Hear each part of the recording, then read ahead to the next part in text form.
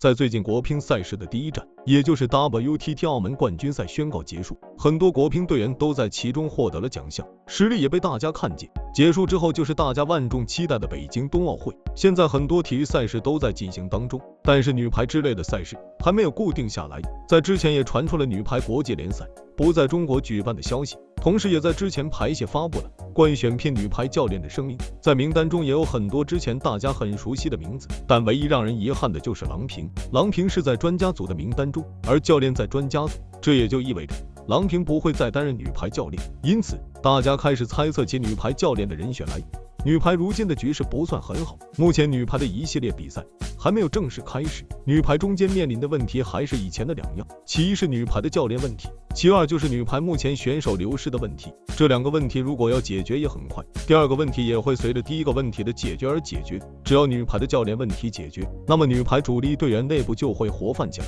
连带着选手也会重新恢复活力。现在女排选手的局势也很严峻，首先就是朱婷目前的手腕伤势还没有好，也正在离队休养之中。张常宁也在前段时间做了膝盖手术，目前正在康复之中，但是具体归队的时间也没有公布。再来就是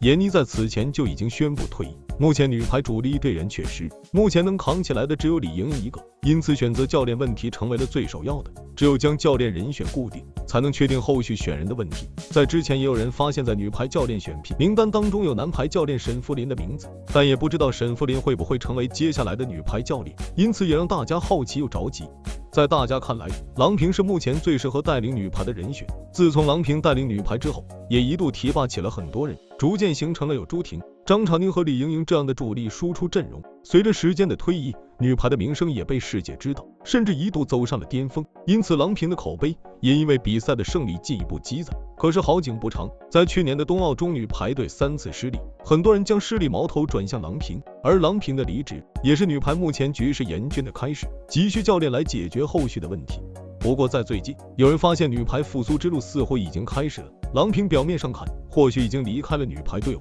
但实际上她最近的最新职务引来了球迷们的叫好声。有人发现郎平在讲课过程中所用到的人物介绍那一栏写着排协副主席字样，这也就意味着郎平虽然已经从教练职务上离职，但她最新职务还是和女排有关，也就是说郎平其实一直没有离开过女排，这个职务曝光反而会和女排联系得更加紧密。因此很多人都表示很开心，相信朱婷和张常宁以及李盈莹等人看见郎平的新职务之后也会笑开花，这毕竟意味着女排的未来。如果郎平真的还在这个职位上，那么对于女排来说是一个好消息，至少在选择新教练时会有参考，在选择新队员时也会由郎平把关，也算是郎平亲自把关挑选。现在关于女排的相关比赛还没有公布时间，希望在这之前排协能将新任教练选出来，再解决女排主力队员缺失的问题。关注杂酱体育圈，随时掌握并了解最新资讯，我们下期再见。